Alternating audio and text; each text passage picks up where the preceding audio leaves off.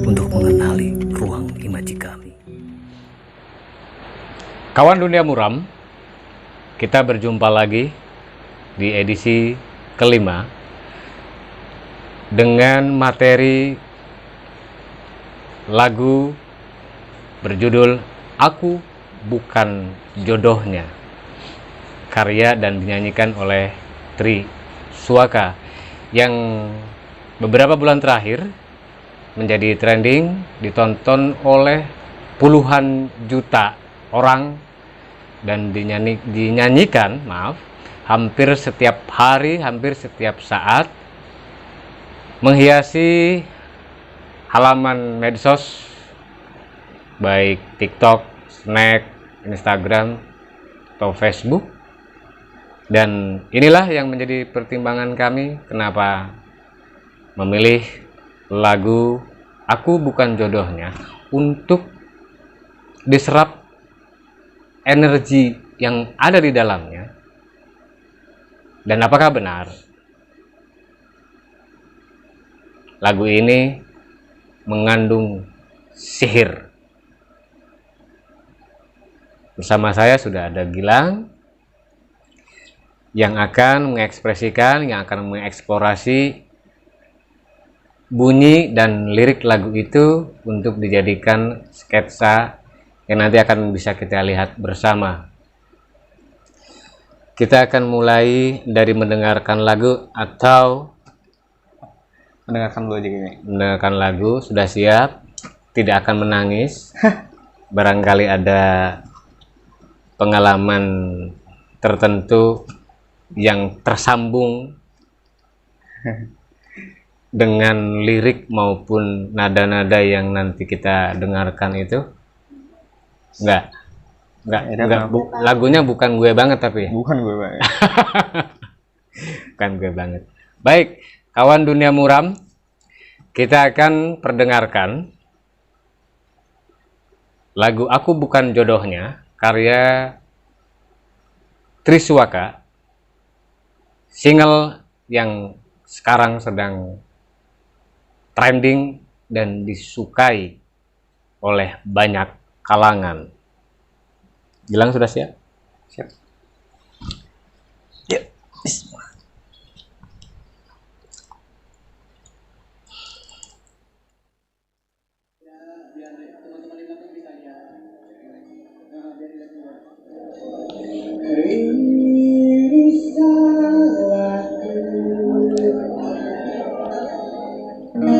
Terlalu memikirkan egoku, tak mampu buatmu bersanding nyaman denganku, hingga kau pergi tinggalkan aku.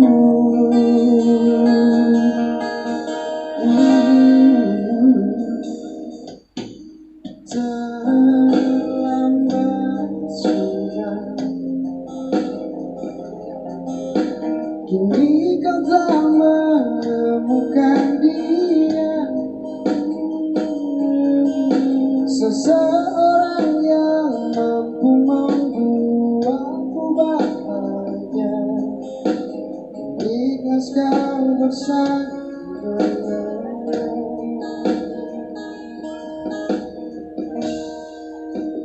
aku titipkan semuanya. Semeruh dia, lanjutkan.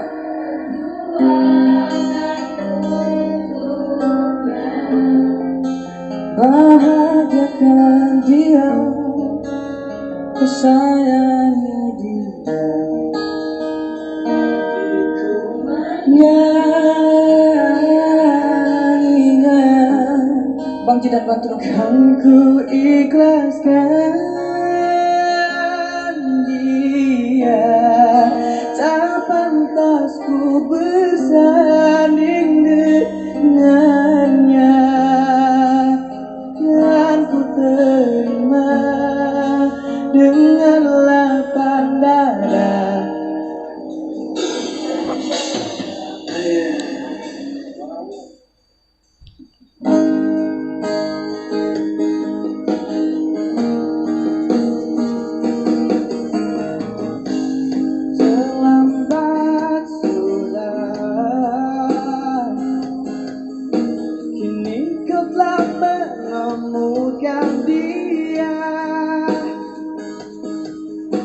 seseorang yang mampu membuatmu bahagia.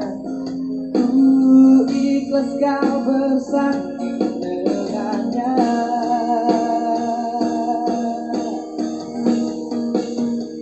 Aku titipkan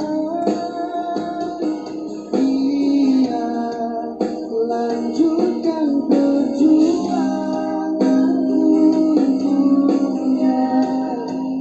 Bahagiakan dia, kau sayangi dia, seperti ku menyayanginya. Dan kan ku ikhlaskan dia, tak pantas ku bersanding dengannya.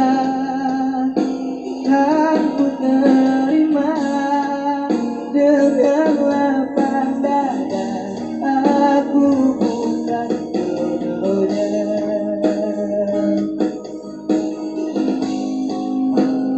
Aku titipkan dia. Semuanya lanjutkan. Masya Allah, ketahuan galau mereka. Bahagiakan dia, kau sayangi dia, seperti ku menyayanginya.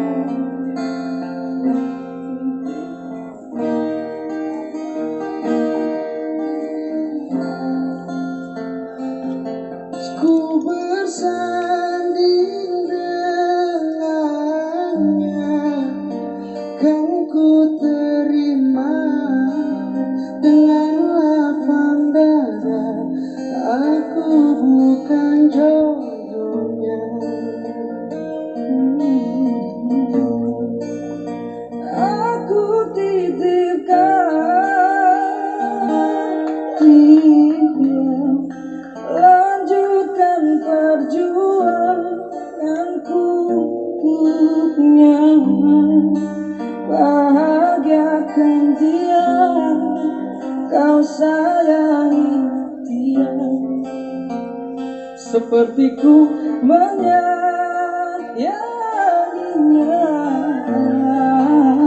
Kan ku ikhlaskan dia, tak pantas ku bersanding dengannya.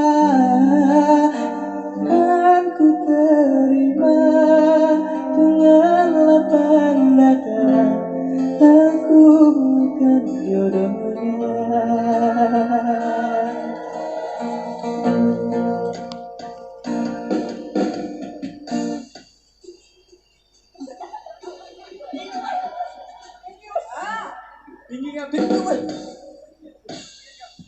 Aku titipkan dia, lanjutkan perjuanganku juga. Bahagiakan dia, kau sayangi dia, seperti ku menyayanginya.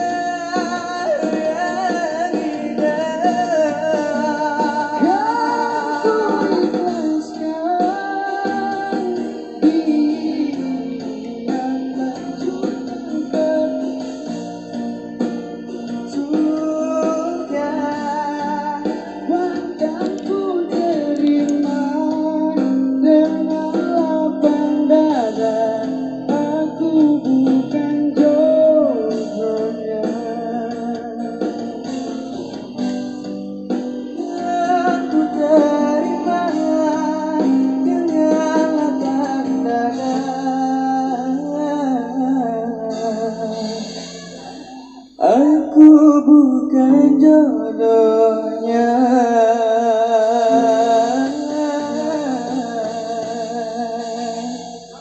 Apa suhu yang ini?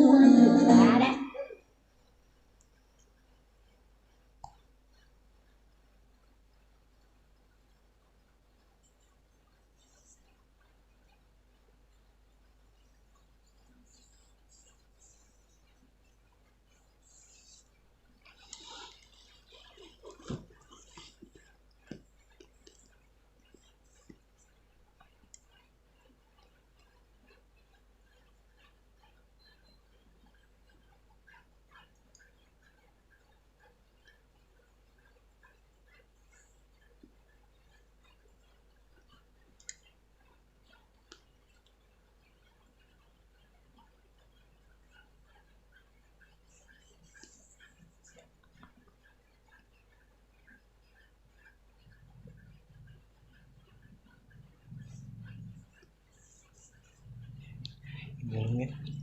Lanjut lagi Bang.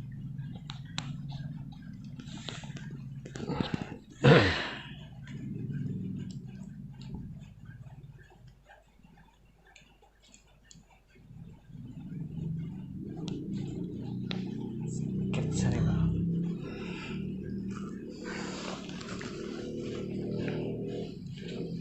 Belum selesai. Nanti akan dilanjut karena masih ada guratan yang masih ingin diwarnai. Dan malam ini yang agak berbeda adalah pilihan kombinasi pensil dengan cat air secara langsung. Yang itu pada beberapa kesempatan yang lalu sempat dihindari karena energinya terlalu mengalir, terlalu besar. Tapi malam ini Gilang memilih untuk total. Ada totalitas di sini. Ada langkah untuk mengambil risiko. Ya, sambil ngobrol dan sambil melanjutkan, karena ternyata 7 menit waktu tidak cukup untuk bisa menggambarkan apa yang berlangsung, apa yang terkandung di dalam lagu itu. Gak apa-apa ya, sambil saya tanya-tanya gitu. Ini apa? Gilang menggambar apa? This is my malaikat mungkin. Malaikat. Dan ini Balon. Ini anak-anak atau sesuatu yang lain?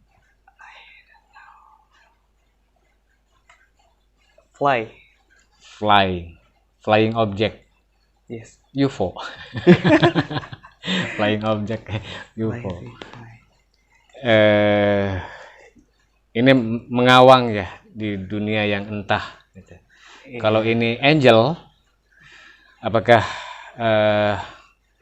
berkaitan dengan lirik yang keluar tadi sebagai bentuk kepasrahan, penerimaan terhadap situasi, terhadap kenyataan, atau sesuatu yang lain? Angel ini Femini mungkin dari nuansa ritmenya. oh iya. Nuansa liriknya, diksi yang dipilih itu feminin, bukan maskulin. Iya. Oke, boleh saya dibantu untuk memegang teks atau lirik lagunya? Oke, maaf. Ya, lagu ini memang lebih dominan aura femininnya ketimbang maskulin. Karena seperti yang pernah kita bicarakan juga,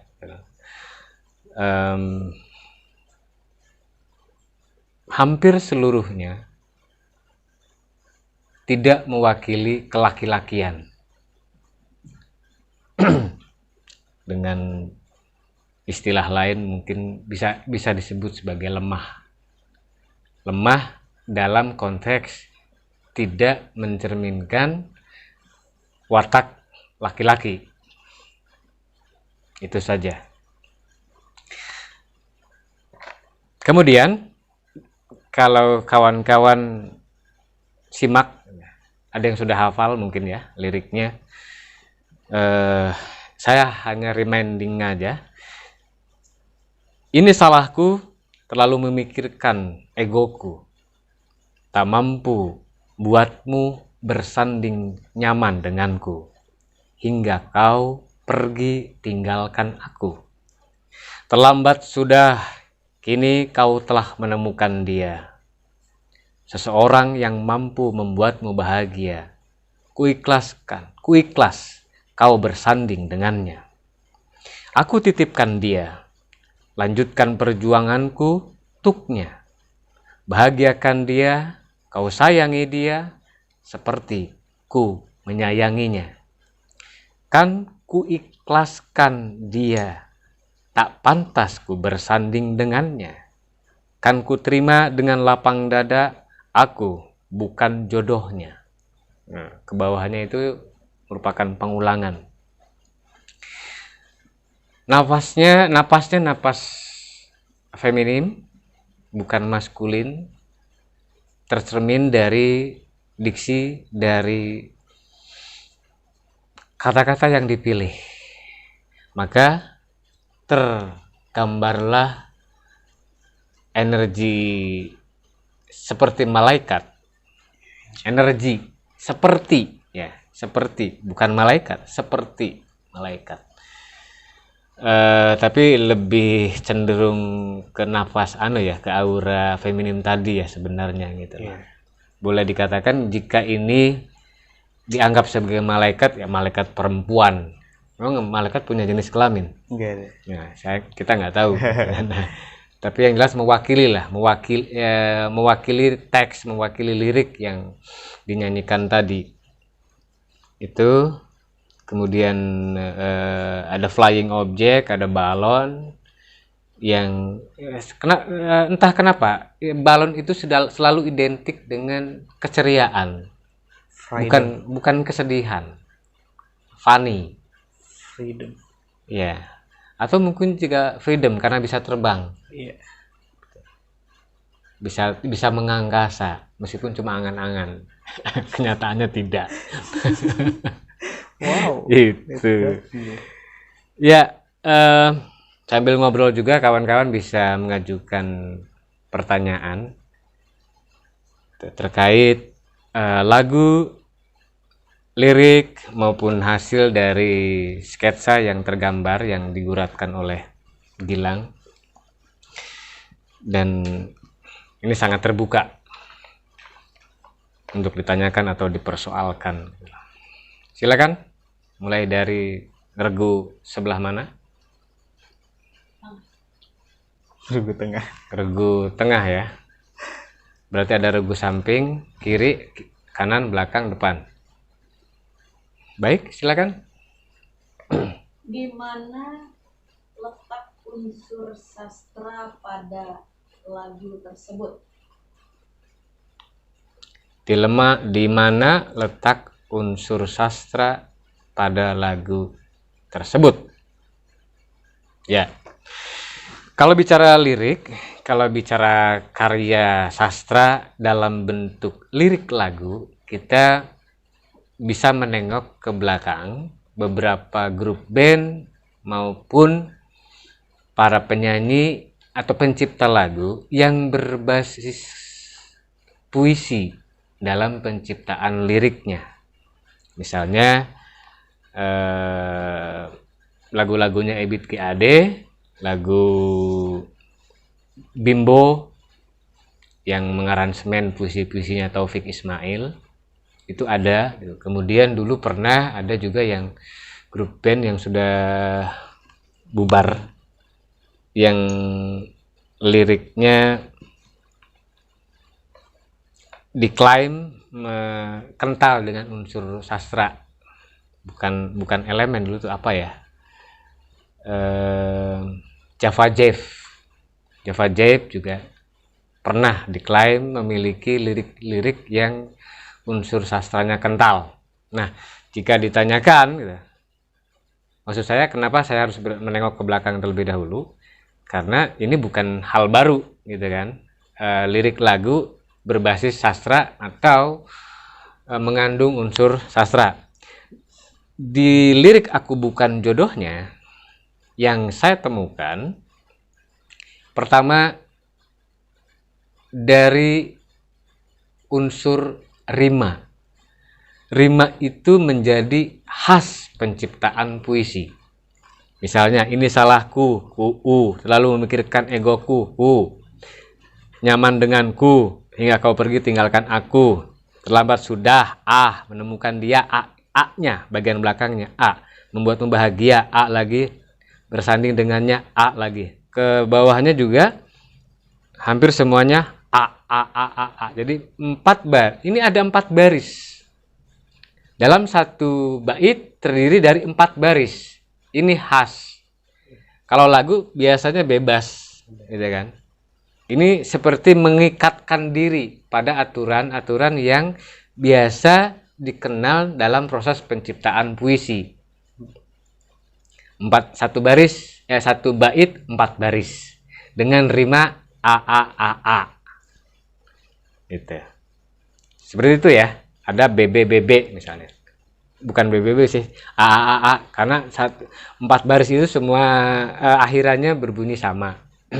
A, ada U, A, kebanyakan A. Itu satu hal.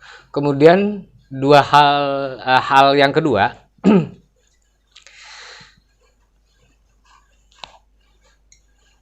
ini menggambarkan sesuatu yang sebenarnya tidak nyata.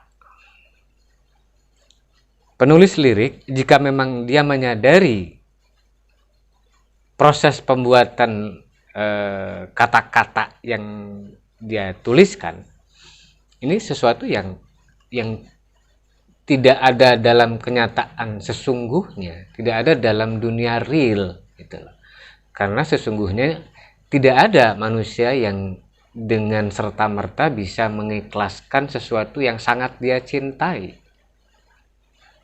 Sesuatu yang menjadi seperti jadi khayalan gitu loh. Menitipkan orang yang dicintai kepada orang lain, apalagi mengikhlaskan. Saya bisa mengatakan bahwa ini adalah situasi tragedi satir, drama satir. Drama yang seolah-olah tidak ada persoalan, seolah-olah tidak ada kesakitan di situ, tidak ada penyesalan dan seterusnya. Kecuali ada kesadaran, ini salahku, karena terlalu memikirkan ego dan seterusnya. Hanya kesadaran sebenarnya, kesadaran sesaat, dan karena sudah terlambat. Nah, ini hal berikutnya, gitu loh. Kita bisa menggambarkan bahwa ini tragedi satir. Kalau ditanya unsur sastra, unsur yang berkaitan dengan sastra di bagian mana? Kalau dalam perspektif yang agak ekstrem, ini sesuatu yang bullshit gitu kan, sesuatu yang omong kosong. Kalau memang masih saling mencintai, kenapa tidak dipertahankan, kenapa tidak diperjuangkan? Kecuali salah satunya sudah tidak mau untuk bersatu. Itu ada pandangan lain barangkali saya luput. Jelas ada unsur rima, ada unsur larik di sini, gitu kan. Jadi terdiri dari 4 baris setiap baitnya, yang itu biasa digunakan dalam proses penciptaan puisi, berkaitan dengan tipografi sebenarnya. Tipografinya agak mirip, entah disengaja atau tidak. Nah, tetapi sebenarnya kalau boleh saya agak sedikit mengkritisi, ini sebenarnya juga tidak benar-benar ikhlas. Bahwa ikhlas itu juga kita tidak bisa mempercayainya, dan di dalam lirik ini juga tidak benar-benar ikhlas ditunjukkan oleh kan ku ikhlaskan dia. Kan itu akan, Merujuk pada akan. bukan sudah, bukan sedang. Artinya sesuatu yang belum dikerjakan sebenarnya. Entah apakah ini disadari atau tidak oleh penulisnya. Tetapi ini belum. Dia baru berniat akan mengikhlaskan. Kecuali ku ikhlaskan dia gitu. Kecuali begitu. Kannya dihilangkan. Tapi ketika kannya disertakan, maka dia belum mengerjakannya. Kecuali sekadar menitipkan. Aku titipkan dia, lanjutkan perjuanganku untuknya, bagikan dia, kau sayangi dia seperti ku menyayanginya. Kan ku ikhlaskan dia akan. Berarti sebenarnya memang jika benar penulisnya sadar konsep keikhlasan itu tidak ada, maka dia menyertakan kata kan di depan. Dia belum sepenuhnya ikhlas, maka akan saya kerjakan. Itu menurut saya menarik. Ini bisa jadi satu unsur sastra yang lain. Karena sesuatu yang belum dikerjakan, diniati, ini perang batin gitu loh. Dia baru bisa menitipkan saja, belum bisa mengikhlaskan, karena baru akan itu. Baru akan. Ini nyastra, menurut saya, gitu kan. Jadi saya pikir dari contoh itu, meskipun ya secara keseluruhan kesannya ini biasa saja, tidak ada sesuatu yang spektakuler, tidak ada sesuatu yang jelimet, gitu kan. Tidak ada sesuatu yang perlu dipikirkan betul gitu sampai berkerut kening gitu. Misalnya ada metafor apakah gitu kan. Ini urusannya dengan semantik gitu kan. Ada semiotika gitu kan di situ. Ada kode di situ. Nah, kode-kode semacam ini kan bisa disadari atau sebaliknya. Kami sendiri tidak tahu apakah ini benar-benar diciptakan dengan kesadaran bahwa kan ini menjadi penentu dari belumnya terjadi keikhlasan atau sekadar memenuhi unsur nada. Iya. Nadanya harus dikasih Kan. satu bukan satu kata, satu suku kata sebenarnya, kan. Satu ketukan. Gitu loh. Karena jika tidak ada maka akan bolong. Itu. Gitu ya? Iya. Waduh, semakin menarik saja. Semakin menarik, maksudnya semakin mengerikan. Baik, ada yang lain? Grup depan. Ya, grup depan. Kenapa sumber lagunya bukan dari penyanyinya langsung? Bukan dari penyanyinya langsung ya. Tapi dari cover penyanyi lain, itu pun sambil ngamen. Iya. Ya, padahal ada. Sumber originalnya ada gitu kan. Kami mengambil bukan dari sumber Triswaka sebagai penyanyi dan penciptanya. Baik. Alasan sederhana. Gitu. Gilang sebagai pelukis karena mau mengambil atau menyerap energi, maka ada semacam perbandingan energi mana yang lebih bisa diserap dengan mudah. Gitu. Kebetulan di situ yang kami ambil pada saat beberapa orang ngamen, di situ ada Triswakanya juga, tapi tidak dominan ya. Ada Jinidin Zidan, ada Valdinyong, ada kemudian Adlani Rambe, yang ketiganya memiliki kekhasan vokal gitu, dan power yang berbeda dengan hasil recording Triswaka yang kami rasakan terlalu datar. Gitu. Jadi kami memilih mengambil nuansa atau energi yang lebih kuat gitu. Itu saja sebenarnya. Perbandingannya karena yang original itu terlalu datar hasil recording itu. Show artnya. Ya, soulnya boleh dikatakan tidak bisa kami dapat. Itu. Kami bisa mendapatkannya dari justru penyanyi yang lain gitu. Yang mungkin powernya, yang cengkoknya, apanya itu yang justru lebih Pendalaman lagunya. Penghayatan terhadap lagu itu. Itu jawabannya untuk grup yang paling depan. Grup yang belakang ada? Ya, silakan. Kan di judul Posternya itu sihir dari lagu Aku Bukan Jodohmu. Jodohnya. Jodohnya. Kan di sini tidak ada kata-kata sihir. Nah, sihir itu dapatnya dari mana? Kenapa bisa judulnya sihir? Ya, kenapa dituliskan kata sihir di dalam poster, padahal di dalam liriknya, maksudnya begitu ya, di dalam liriknya tidak satupun mengandung kata sihir. Begitu, oke? Ya, betul. Di dalam lirik ini tidak ada kata sihir. Tetapi dengan bukti lagu ini ditonton oleh puluhan juta. Terakhir kami cek itu ada akun ofisialnya Triswaka itu ditonton oleh 37 juta penonton. Selama 5 bulan ya? Ya, dan itu sudah sampai ada video-video reaksi ya berkaitan dengan lagu ini, kemudian lagu Buih di atas Permadani. jadi permadani atau di atas permadani, Buih jadi permadani gitu kan. Itu video-video reaksinya udah banyak gitu kan. Artinya sudah sampai ke mancanegara.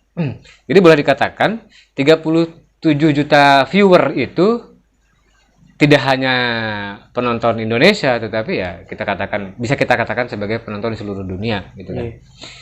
Itu yang jadi pertimbangan kenapa sihir itu bisa dalam pengertian denotatif, bisa konotatif. Denotatifnya adalah sihir sebagaimana teluh, sebagaimana santet gitu kan. Tapi konotatifnya adalah lagu ini bisa menyihir puluhan juta orang untuk terlibat di dalam lagunya, terlibat secara penuh perasaannya, pikirannya, kemudian ekspresinya. Kita bisa menyaksikan gitu, puluhan bahkan ratusan penonton ikut menyanyi bersama. Itu kan secara konotatif menjadi sihir.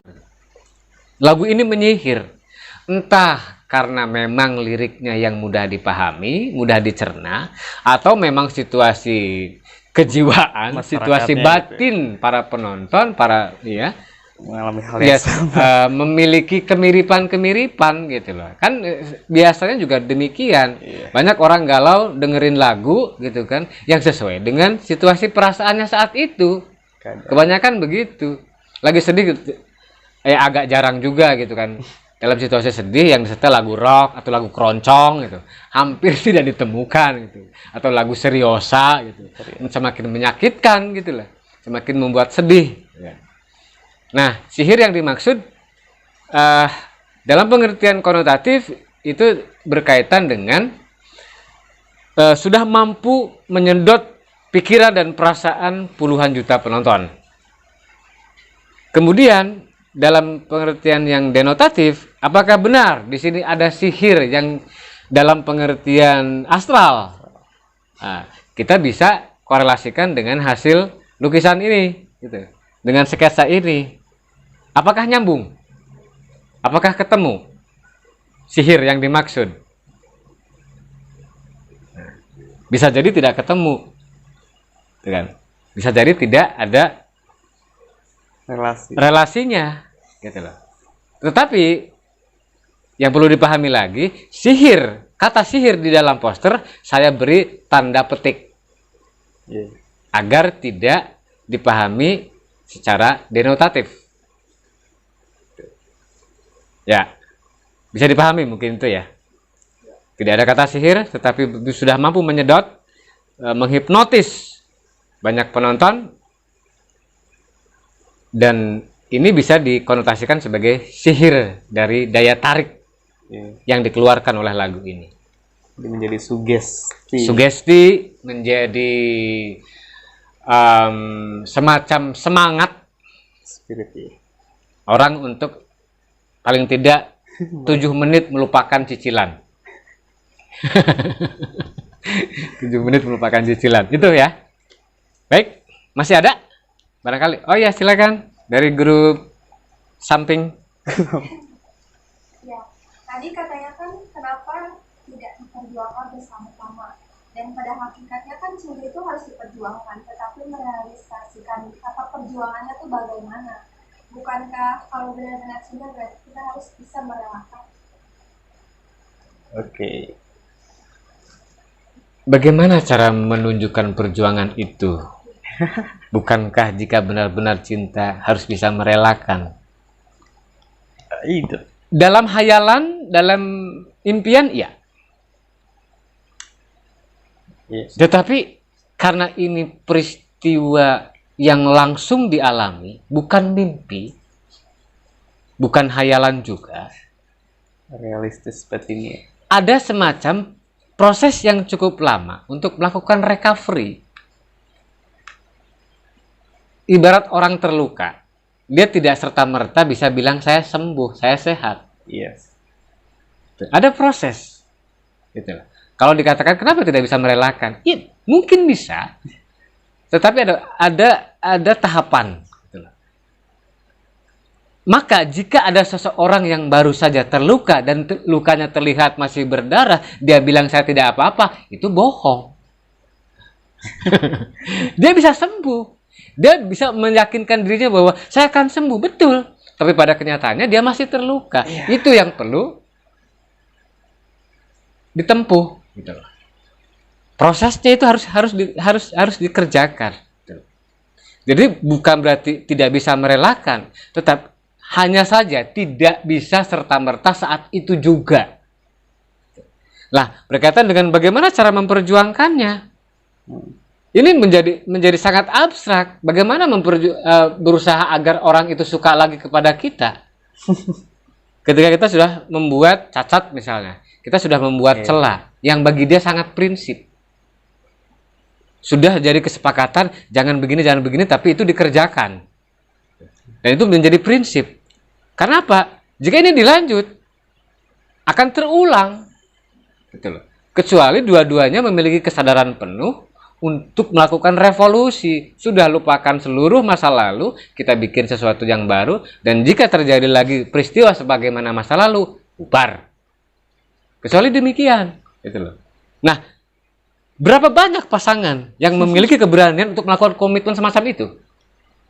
Rata-rata kan membiarkan. Ya udah, nggak apa-apa, saya maafkan. Jadi terlena dan dilema ya terjadi. Dilematis. Ya udah, saya maafkan meskipun sudah dikasarin atau di apa gitu kan. Ya udah, saya maafkan. Lah, kebanyakan begitu gitu loh. Maka saya harus tanyakan, berapa banyak pasangan yang memiliki kekuatan komitmen semacam itu? Maka lahirlah kemudian, kalau memang sungguh-sungguh, kenapa tidak diperjuangkan? Perjuangan itu nggak bisa sebelah pihak. Tuh, dua-duanya harus melakukan hal yang sama sesuai dengan porsinya. Ting bating, ting bating harus merelakan. Wah, prosesnya nggak sebentar, tidak mudah gitu. Ini harus apa ya? Argumentasi, kemudian apa ya? Dialog terus menerus gitu kan. Karena dalam situasi sakit, dalam situasi terluka, seseorang sangat jarang bisa menyembuhkan dirinya sendirian. Dia kadang butuh penyembuhan dari orang yang menyakitinya. Bisa disembuhkan oleh orang yang menyakitinya. Ribet kan? Urusan perasaan. Abstrak. Itu. There's nothing else for life. Saya tidak berusaha menjawab, tapi memberikan gambaran bahwa begitulah situasinya. Karena beberapa video yang sempat saya tonton, obrolan ya, dialog gitu kan. Kenapa? Dengan bodohnya kamu membiarkan cowokmu menyiksa gitu kan, memegang ATM-mu, menggunakan uangnya semena-mena gitulah, mencelakakan dirimu, menabrakkan dirimu, dan ketika kamu di rumah sakit dia menghilang. Dan setelah seminggu menghilang, dia datang lagi. Kamu masih menerimanya juga. Bayangkan, bucin. Bucin luar biasa kan.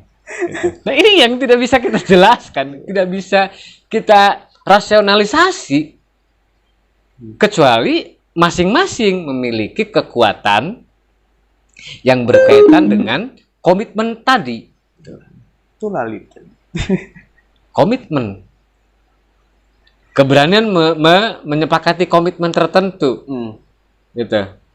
Ya, ini mungkin ekstrim ya, gitu kan. Hampir tidak ditemukan. Hampir jarang ditemukan pada banyak pasangan, gitu lah.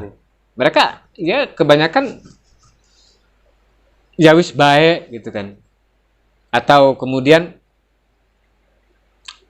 ya barangkali ada harapan baru, barangkali dia mau berubah. Berdoa saja, masa berdoa nggak boleh? Gitu. Kita kan berdoa baik. Sudah tahu dia bajingan, masih saja berdoa bahwa dia akan berubah. Bukan membunuh atau mematikan peluang untuk seseorang menjadi baik, gitu kan. Tapi proses semacam apa, usaha macam apa yang ditempuh bersama agar segala sesuatunya menjadi berubah itu? Oh, jadi motivator akhirnya. Tapi ini juga mungkin ini Bang. Gimana? Si pencipta lagu ini ya, sebenarnya dia juga sedang melakukan sebuah perjuangan. Jadi bagaimana dia juga melakukan perjuangan agar si objek ini atau si manusia pasangannya ini merasakan spirit dia sedang memperjuangkan agar si sihirnya itu atau enggak energi dari karyanya dia itu mampu dinikmati seakan-akan ceweknya menyesal. Jika ini berkaitan dengan empiris ya. Misalnya Triswaka punya pacar ya, misalnya punya pacar, kemudian pacarnya pergi memilih orang lain gitu kan. Misalnya gitu. Dengan dia menciptakan lagu, dia ingin menunjukkan menyesal kamu meninggalkan saya. Begitu maksudnya. Iya. Karena suggest itu yang mungkin akan membuat si pasangannya akan ngerasa, aduh maaf ya Allah, maaf. Iya. Itu perjuangan sih. Iya, saya pikir memang bisa ada kemungkinan gitu, ada kemungkinan bahwa ini juga menjadi salah satu cara seseorang memperjuangkan cintanya meskipun tidak bersambut, meskipun tidak direspon. Cinta tak sampai, gitu kan? Cinta tak sampai mungkin ya, tapi dia tetap memelihara perasaannya itu dengan baik. Gitu. Sebenarnya itu. Kan? Kita bisa mengambil poin positifnya dengan cara begini. Dia punya kebaikan, masih punya kebaikan. Dia tidak marah-marah. Dia tidak lebih bijak. Tidak menghujat, tidak kemudian begitulah sebagaimana destruksi yang umum terjadi. Gitu ya. Oke, ada lagi? Dari Regu Pojok. Ada beberapa hal yang ingin saya tanyakan ya. Yang pertama itu perihal pemilihan materinya. Kali ini memilih materi yang saya rasa cenderung lebih ngepop. Liriknya pun lebih mudah dicerna ketimbang materi yang kemarin. Nah, apakah materi yang sekarang ini dengan lirik yang mudah dicerna itu berefek pada energi yang ditimbulkan gitu loh. Tuh. Terus satu lagi, saya melihat lukisan, perhatian saya tertuju pada balonnya yang merah itu. Apakah itu bentuk perupaan energi ataukah apa gitu? Saya hanya bertanya seperti itu. Oke. Mungkin itu saja. Makasih. Ya, jadi ada dua pertanyaan ke saya dengan ke Gilang. Ya. Apakah ini jadi semacam pertanyaan? Apakah tidak terjadi degradasi? Gitu. Karena kemarin liriknya yang begitu religius dari Kidung Wahyu Kolosebo sekarang menjadi aku bukan jodohnya, bucin banget gitu kan ya. Jadi langsung 180 derajat. Sebagaimana yang kami jelaskan di minggu lalu, kami bisa mengambil inspirasi dari manapun, baik dari tempat sampah maupun dari kitab suci. Nah, tapi bukan berarti kemudian ketika ini kami ambil, ini dari tempat sampah dong. Bukan. Enggak. Hanya ingin menganalogikan jika kemarin tinggi, kok sekarang gejlog gitu kan. Kemarin sangat ma'rifat, sekarang menjadi sangat bucin, menjadi sangat banal gitu kan. Sebenarnya upaya penjelajahan kami bisa random, ya, bisa ke atas, bisa ke bawah. Lagi-lagi persoalannya adalah apakah di dalamnya mengandung unsur sastra atau tidak? Nah, sebagaimana yang tadi saya jelaskan, ternyata ada, gitu loh. Maka kami tidak ragu untuk mengambil inspirasi dari sumber yang ngepop. sumber yang sekarang menjadi kesukaan banyak orang gitu loh. Dan isinya memang bucin itu gitu kan. Tetapi saya pikir bucin itu sendiri kan menjadi bagian dari proses kehidupan nih. Dari proses kehidupan manusia kan. Kalau Radit bilang dari remaja, alay, dewasa. Nah, ini tambah satu lagi. Remaja, kan? alay, bucin, baru dewasa. Tambah jadi 4 kategori. Gitu kan. Kami tidak punya persoalan dengan sumber sepanjang itu memenuhi syarat yang menjadi gagasan dasar kami. Gagasan dasarnya adalah bagaimana melakukan eksplorasi seni rupa dengan sastra. Nah, ada unsur sastra atau tidak yang kemudian bisa dieksplorasi lewat menjadi gambar. Jika tidak ada, entah apakah kami akan memilihnya atau tidak. Tetapi secara kebetulan di lirik lagu ini, sebagaimana tadi yang sudah kita bicarakan, ada paling tidak meskipun sedikit unsur sastra yang biasa dikenal dalam proses penciptaan puisi. Itu. Tetapi sebenarnya jika misalnya kita bicara soal kesusastraan gitu loh, ada kategori-kategori meskipun ini sangat subjektif atau sangat golongan ya. Ada sastra tinggi, ada sastra rendah. Ada ini soal perspektif, soal lingkungan saja gitu loh. Soal lingkungan, perbedaan soal beda lingkungan. Karena kalaupun ini dinikmati pada golongan tertentu, wah ini puitis banget. Ini salahku, sebentuk pengakuan, terlalu memikirkan egoku. Kalau dalam konsep sastra tinggi mungkin nggak masuk gitu loh. Karena unsur metafornya sama sekali tidak nampak. Itu. Maka paling tidak kami bisa mengambil sumber-sumber itu yang memiliki hasanah nilai-nilai sastrawinya. Tetap ada di dalam ini. Dan kami tidak merasa bahwa ini sebagai sebuah degradasi gitu. Enggak, sama sekali tidak. Karena terbukti kita bisa menghasilkan sesuatu yang relate ataupun tidak, ada gambaran energi yang bisa ditangkap. Itu. Pertanyaan kedua, silakan dijawab. Mantap kakak. Ya itu.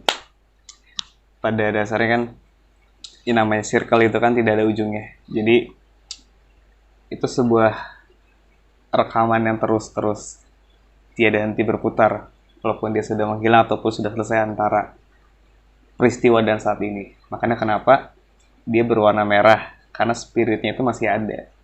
Di lagu tersebut kan yang nuansa yang saya resapi itu perihal energinya adalah dia masih sering memutar itu kenangan historikalnya, memori-memori peristiwa bersama something-nya gitu. Namun sekarang memori itu terbang bebas, yang sekarang udah tidak lagi bisa kita menikmati. Kayak kemarin kita pernah gini loh, essence. Karena sudah bersanding dengannya itu. Akhirnya dia melepaskan beberapa pelan-pelan di situnya. Nah di sini juga tidak hanya warna merah, tapi ada juga namanya circle yang atau balon yang berwarna hijau, yang berarti dia akan terus tumbuh, entah tumbuh ke arah mana spirit itunya kan. Itu mungkin tentang pembahasan tentang lingkarannya itu. Ya, harapan yang tetap terpelihara meskipun perlahan dilepaskan. Iya. Dibiarkan mengalirnya itu. Why? Sky. Iya. Fly to the sky. Gitu kan. Kemanapun dia suka gitu loh. Ya, karena memang semangat ataupun harapan itu kan tidak bisa dibunuh gitu loh. Tidak ada ujungnya. Tidak bisa dibunuh. Kemudian dia paling bisa dilepaskan secara perlahan dalam bentuk yang berbeda. Yang tadinya ada di sini terus dilepaskan secara Nah itu yang dimaksud tadi butuh proses itu. Jadi ini bisa saja merupakan serpihan dari luka itu. Serpihan luka yang diterbangkan. untuk proses penyembuhan, healing gitulah. Healing. Proses recovery, proses healing. Itu sebenarnya Secara balon. ya, balon. Kenapa tidak ada yang membahas tengahnya? Yang kemudian semakin menjadi seram. Ada? Aku melihatnya bukan malaikat ya, Apa itu? tapi seperti Miss K. Miss K. Oke, Miss K. Ya nggak apa-apa. I see. Karena Miss K hadir. Oke. Nggak apa-apa. Itu mungkin ya yang bisa ini. Nanti bisa ini udah selesai apa belum? Sketsanya gini deh. Well. Kalau dilanjutin makin kacau. Dilanjutkan makin kacau. Gitu. Jadi nanti Gilang punya ukuran sendiri. Apakah ini akan dijadikan seperti apa? Mau bikin mentah saja atau disempurnakan menjadi apa? Itu terserah Gilang. Baik kawan-kawan dunia muram di dunia nyata maupun di dunia yang tidak nyata, kita akan menyaksikan secara lebih jelas nanti kawan-kawan lewat tayangan di akhir video, baik foto maupun proses pengguratan sketsa tadi. Jangan takut untuk mengenali ruang imaji kami. Kita akan bertemu kembali.